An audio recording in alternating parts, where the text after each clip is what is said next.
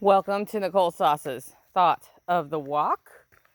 I'm standing here by a jewelweed patch. See that yellow flower? That's jewelweed. And it reminds me that it is time to make salves. Comfrey salve, plantain salve, jewelweed salve, any salve. Not all salves, just the ones that are due right now. And jewelweed is the one that is easiest to accidentally miss because right now is the time. And then the county mower comes, and the place where our most prevalent patches of jewelweed are often get impacted by the county mower because the road I live on is built by a creek, and the creek is where the jewelweed likes to grow here. I have one small patch on my property that did not get, we very carefully moved the sheep around them. Tactical was not amused because he had to do extra fencing for that. But I was like, hey, I want this jewelweed patch up in this holler here because sometimes the county mower comes and then I don't get to make jewelweed salve. So what is jewelweed salve good for?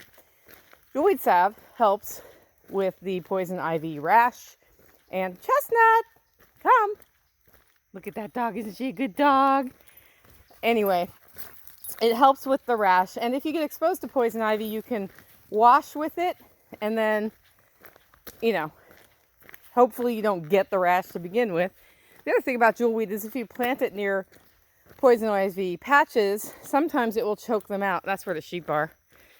And for those of you watching the video, for those of you just on the audio, I'm showing them a picture of the sheep. It's like a tarp with legs because they're all hanging out under the tarp right now. That's base camp. That's going to be for rent in about 2 weeks, month-to-month basis. Talking to a few different community members about which month they want, but we're going to rent it with utilities included, and I will have that on Airbnb probably next week with some rudimentary pictures. Sheep probably won't be here, but we thought we'd have them mow the yard for us, which is kind of nice. Sheep! Hi, sheep! Hi, Floki! Hi, Henry! The sheep are super interested.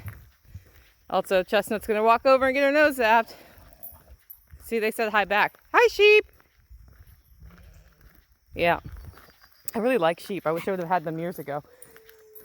Anyway, so that's what jewelweed's good for. You can plant it near poison ivy. It may choke it out. I'll tell you what, those sheep eat a lot of poison ivy vines.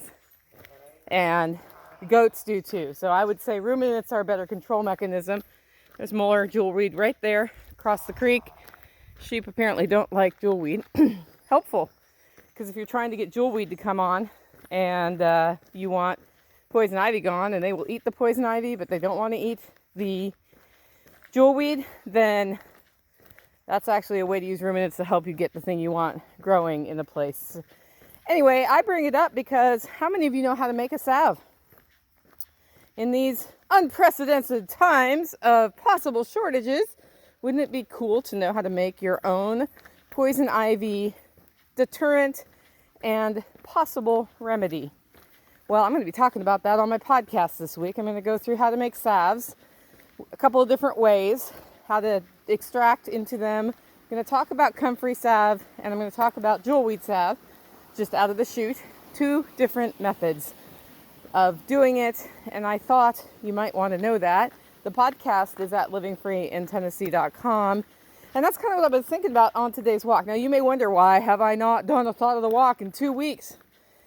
Because quite frankly, my niece is more important to me than you are. I don't mean to offend you. Y'all are important to me. But I haven't seen my niece in 2 years. And she came out to visit. She's turning 10 this year. And we got to do fun things like pick blueberries and prepare blueberries for freeze drying and eat blueberries. We got to hang out with all the animals. We got to check out different parts of the garden. We got to hang out with the dogs and go swimming in the lake. We did not go kayaking, but it was important to me. I sang karaoke with her in my living room. It was important to me to spend time with her, and I just decided I would put some of the content creation on hold because it just made sense to prioritize time with my niece. She's only going to be this age once. Next thing I know, she's going to get to that age where she'd rather be with her friends than her auntie. And then, adult life happens. We get busy. when they're kids, guys. That's the time. That's the time to take. I'm probably going to have to fly my butt to California this year once just to go see her, because my nieces are important to me. So that's why we haven't done a thought of the walk in a while. We did keep the podcast schedule mostly going. I took Monday off because I was sick.